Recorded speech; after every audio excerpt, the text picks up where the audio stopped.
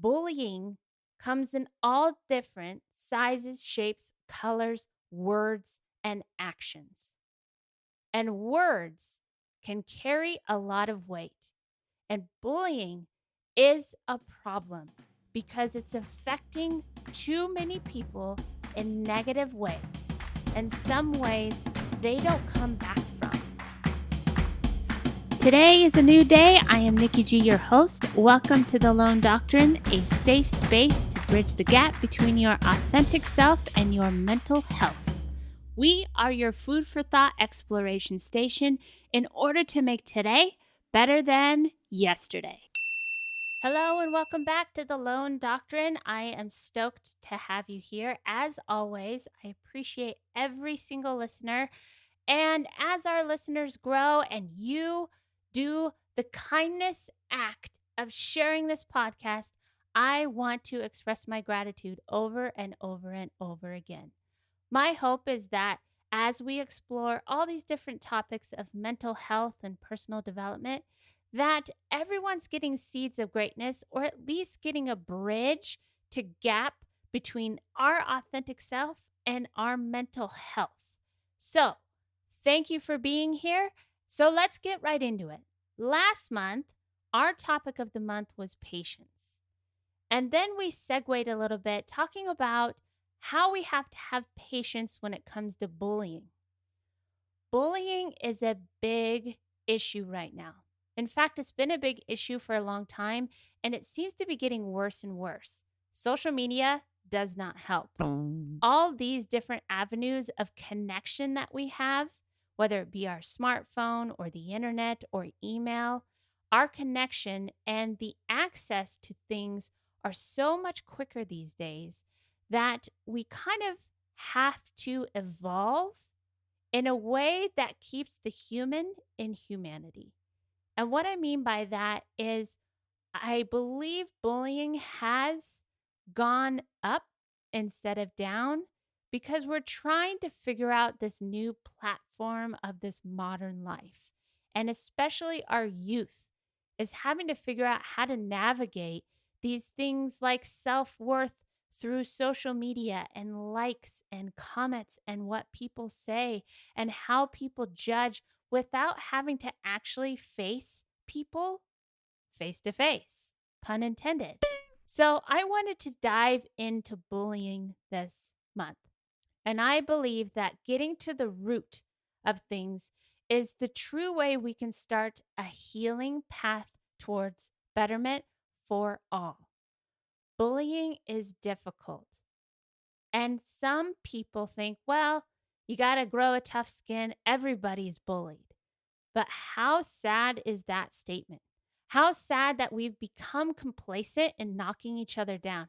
How sad is it that we teach our children, if you have nothing nice to say, don't say anything at all. And then we do the exact opposite as adults. And then we wonder why kids are being bullied. Kids will mimic, kids will look, and kids will be what my grandpa used to say, parrots. And so we have to be mindful as adults to show our youth how to treat one another with respect and kindness, even through difficult times, even through disagreements. And even if we have two ways of thinking, we can still find a way to approach it with respect, understanding, and sometimes just agree to disagree. So, we're going to dive in and explore today what exactly bullying is. Now, you probably all have an idea, and everybody has their own idea of it. And unfortunately, probably most everyone has experienced it, whether they've experienced it in their youth, whether you've been the bully.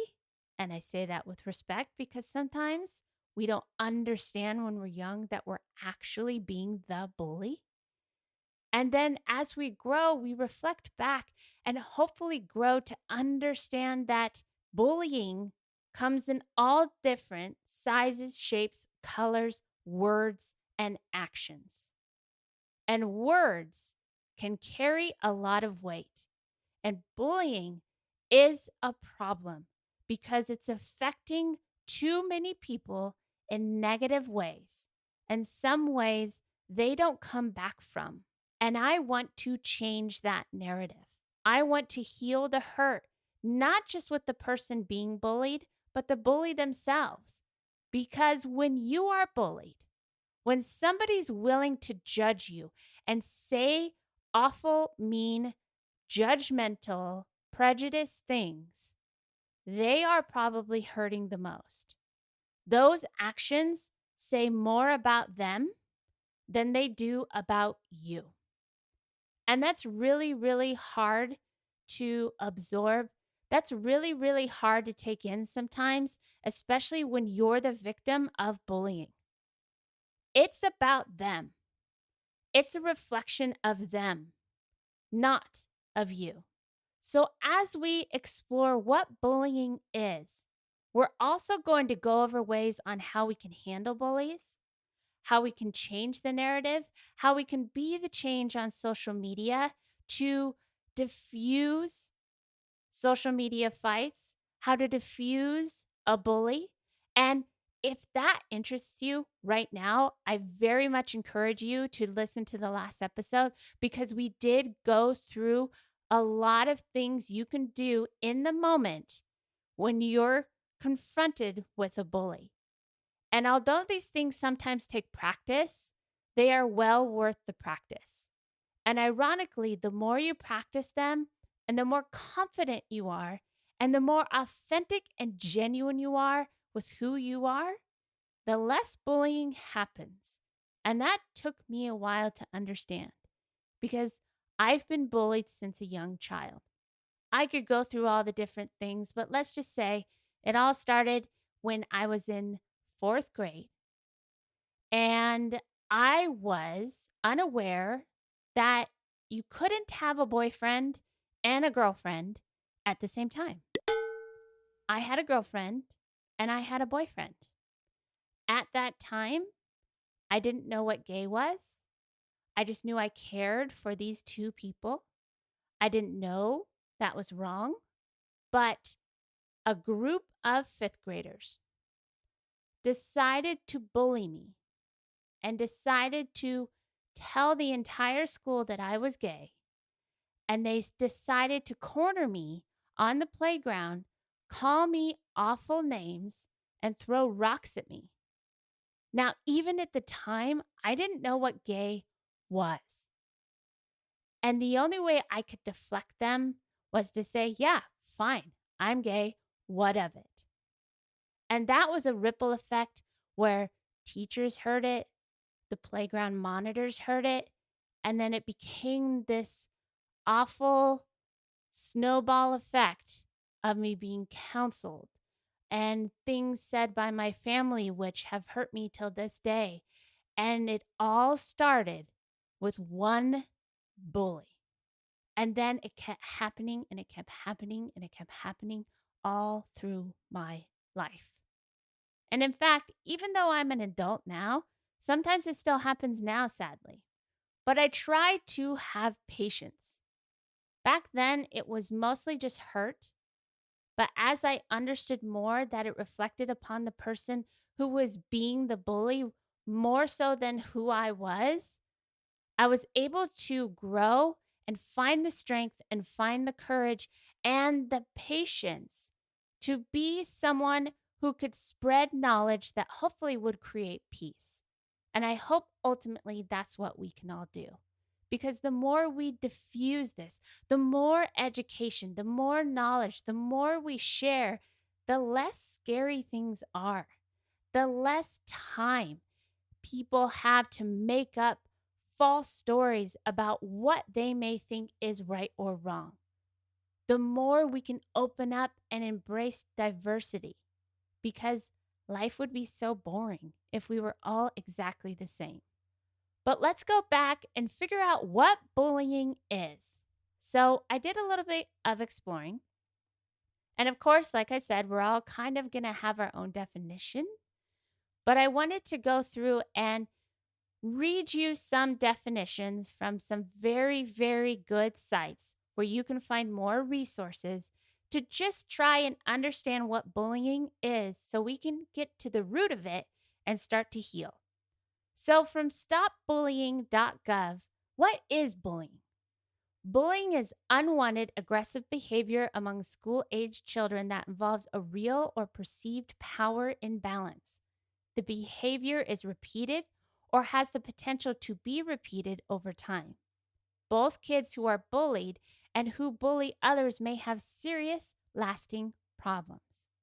In order to be considered bullying, the behavior must be aggressive and include an imbalance of power.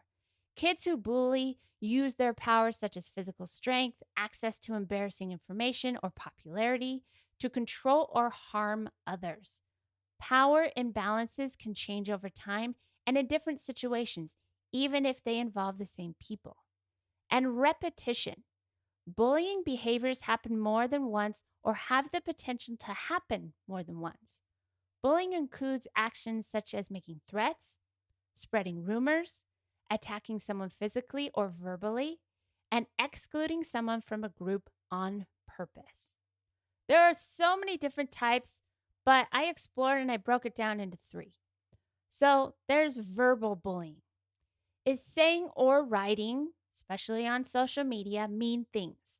Verbal bullying includes teasing, name calling, inappropriate sexual comments, taunting, or threatening to cause harm. And how about social bullying?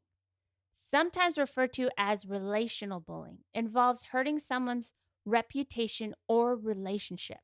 Social bullying includes leaving someone out on purpose, telling other children not to be friends with someone, spreading rumors about someone, embarrassing someone in public.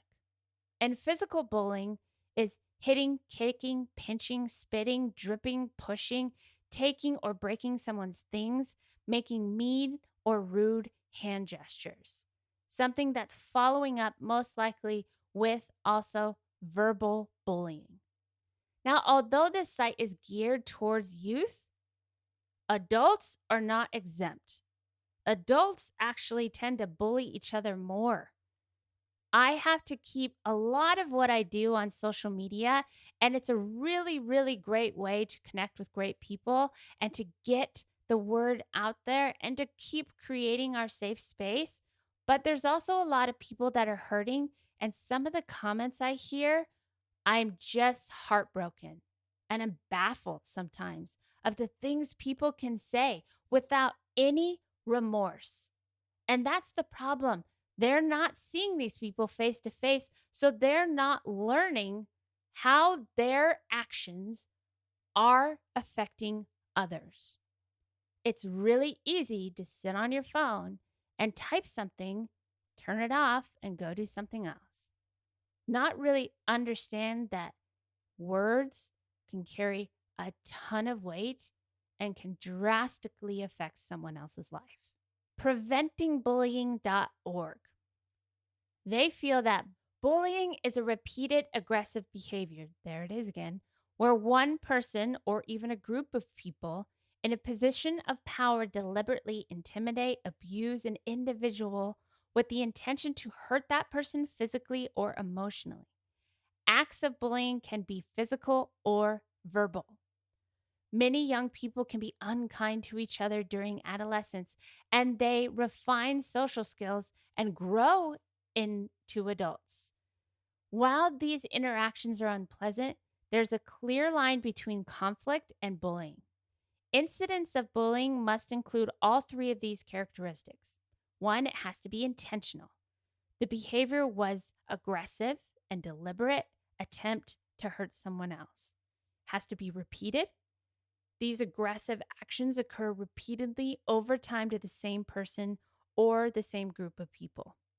And there's a power imbalance. The person bullying has more physical or social power, most likely, than the child or the children or the person being bullied. Bullying almost always takes an emotional toll upon the person being bullied, but the actions that constitute bullying vary. Cyberbullying continues to increase as digital media becomes more prevalent in the social culture of our world. Everyone is on social media, most likely in some way, in some form. Okay, maybe not everyone. My mom isn't, and my dad isn't. But a lot of people rely on social media for connection. They rely on social media for networking, to getting their small businesses known. Social media and the internet is the go to for most things. And even if you're not on social media, people are leaving awful comments on things like Yelp. But I digress. Who is at risk of bullying? Everyone. Everyone is being bullied at some point during their life, but there are certain populations at greater risk. Depending on the environment, some groups, such as youth who are perceived as lesbian, gay, bisexual, or transgender youth with disabilities, and socially isolated youth, people of color, may be more likely to be bullied. The effects of bullying involve both the bully and the victim. When you are bullied, you are most likely going to suffer from depression, anxiety, eating disorders, sometimes thoughts of suicide, health issues, academic issues, tobacco, drinking, these temporary escapes, performance poorly in school and have poor perception of the school environment, and people are more likely to become involved in criminal activity and to experience psychiatric disorders, to experience mental illness. Those of you, whether you've been a bully or not, your words are affecting others in ways you may not even be able to comprehend. I'm a little heated about all of this. It really gets under my skin, which part of me saying, like, don't let it get under your skin. Well, it is under my skin. People need to be held accountable for their actions, whether it be in person or online. And the more we can teach, sometimes people ask me, like, if you could change anything in the world or you could give the world more of something, what would it be? Empathy, empathy, empathy, empathy. Because the more empathy we have for one another, the less likely we're going to knock each other down. Just think of how different the world would be if we all took the time just to lift each other up or to just not say anything at all. If you don't have anything nice to say, don't say it at all. Period. Let's explore one more definition of bullying. Speaking of mental Health America says, while trying to deal with all the challenging aspects of being a teenager, lesbian, gay, bisexual, transgender, and queer teens also have to deal with harassment, threats, and violence directed at them on a daily basis. LGBTQ plus youth are nearly twice as likely to be called names, verbally harassed, or physically assaulted at school or in public compared to their non-LGBT peers. Twice as much as their non-LGBT peers. Their mental health and education, not to mention their physical well-being, are at risk. This is an all-inclusive podcast. Whether you're a part of the LGBT community or whether you're an ally or whether at this point you're just indifferent, it's good to know and good to have the perspective that many different people experience bullying in many different ways. We're focusing on the LGBTQ plus community because that's who we are. We're creating a safe space to bridge the gap between your authentic self and your mental health. But I also want to reach out to those not in the community so you can better understand what the LGBT plus community goes through on a daily basis. So how is their mental health being affected? Gay, lesbian, bisexual, and transgender youth are more than twice as likely to experiment with drugs and alcohol because they're looking for a temporary escape of the hardships that are being put on them by so many others.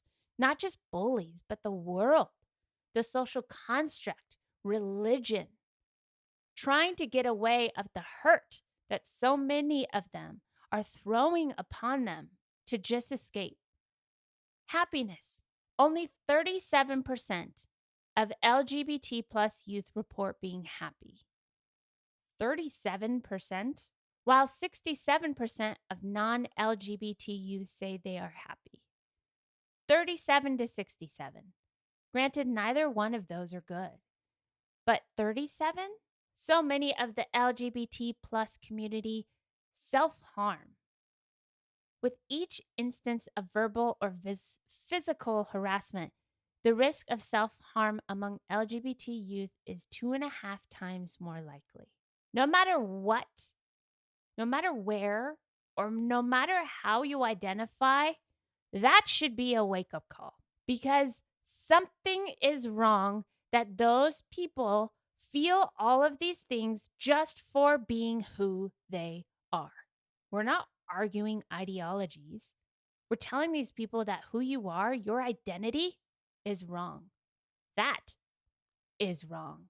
And then as all these things start to snowball, everything around them starts to be affected as well. And most of our youth are in school during this time. And so their education is being affected as well.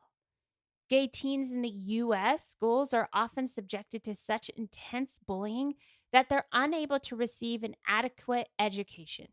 LGBT youth identified bullying problems as the second most important problem in their lives, after non accepting families, compared to non LGBT youth identifying classes, exams, grades, and comparing all of those things. The potential is being lost because of bullying. LGBT youth who reported they were frequently harassed in school have lower grade point averages than students that were less harassed or not harassed at all. One survey revealed that more than 1/3 of the LGBT plus community in schools miss school for days because they feel unsafe at their school. LGBT youth feel they have nowhere to turn. 60% of them did not report incidents to school staff because there was nowhere to turn. 1/3 who reported an incident said the staff did nothing in response. This gets me so fired up because I came from a school where I was the only one out. There may have been other gay people. There may have been lesbians. There may have been transgender back in the 90s. But I come from a very small town. And I came out as gay when I was 16 years old. I was the first lesbian out at my school, the first lesbian to go to prom, the first lesbian class president, the first. Instead of having all these normal experiences, I had the constant precursor and big marquee sign going, "Hey, I'm the lesbian." I was called the unicorn before unicorns were cool in the gay world because I was the only one. And when I was bullied, I had nowhere to turn. I had no teacher. I felt safe enough to tell what was going on. And it just kept spiraling. And it was difficult. And I had rocks thrown me when I was in 4th grade. No one did anything about that. I got counseled on how not to be gay. So I spent most of my youth denying who I was, feeling I didn't fit in, feeling like I was unloved unless I changed everything about myself. That no matter how good of a person I was, I would never be enough. And that's what these kids are feeling. And we have to help. We have to make a change. And it has changed so greatly over time. It's even changed in my hometown. They now have an ally group for all the LGBT plus people plus their straight allies. They have teachers they can turn to. They have signs to tell these kids, like, you're safe here. I felt unsafe at school. I felt unsafe in my church. I felt unsafe in public. That weight is a very hard weight to carry every single day, especially when you're young. So what can we do to help? Now that we understand that bullying can come in many different ways, it can come in verbally, it can come in cyberbullying, it could come physically, And it is a repetition. And it's this weird, twisted concept of this power trip, whether it be popularity or whether it be the cool person or the person with the next coolest thing or whatever that dynamic in whatever environment these people are in, whether it be at home or in school or at the workplace, it can happen anywhere. And those dynamics need to change. If we stand as a solid front against bullies, we not only help ourselves, but we help everyone around us. So, what are some things we can do? Like I said last time in the last episode, there are some very clear cut things you can do in the moment. But here's some more ideas from Mental Health America. Schools should offer a safe and respectful learning environment for everyone, as should workplaces, as should any place that doesn't have something where they do have this population of unfortunate marginalized groups, whether it be the LGBT community, people of color, people with disability, whatever it may be. Creating a safe space is really important. Having supportive educators is really important. And continuing to vote to put bullying and harassment policies and laws in place so there is accountability for these actions.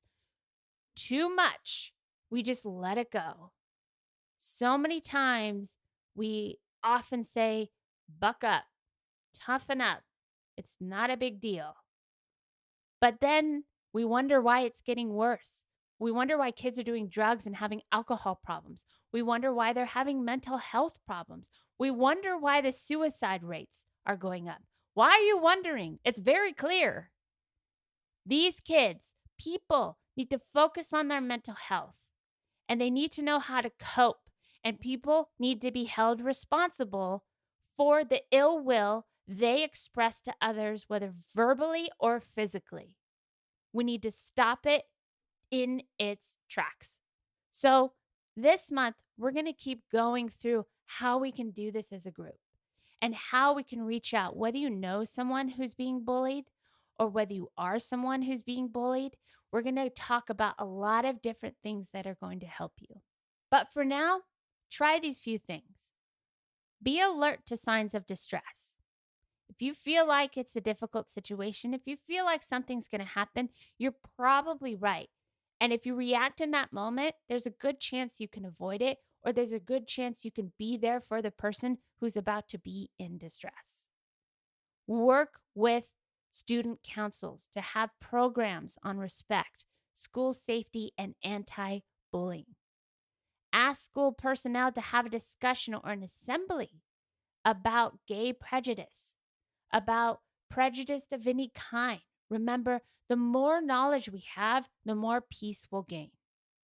Help start a gay, lesbian, straight education network, like the Ally Network at my hometown high school.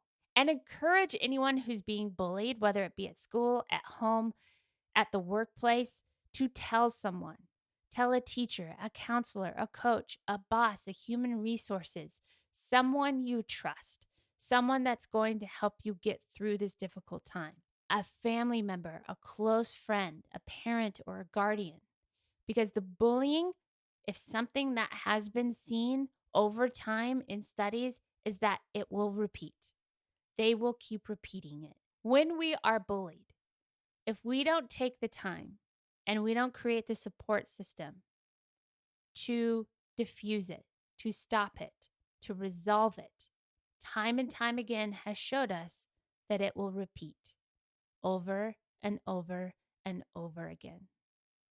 So as much as we want to step away, and as much as sometimes actually walking away is the best thing you can do, finding a resolve is important. Finding a way to not give these people power. This is a really difficult topic. And obviously, you heard a little emotion come out in me.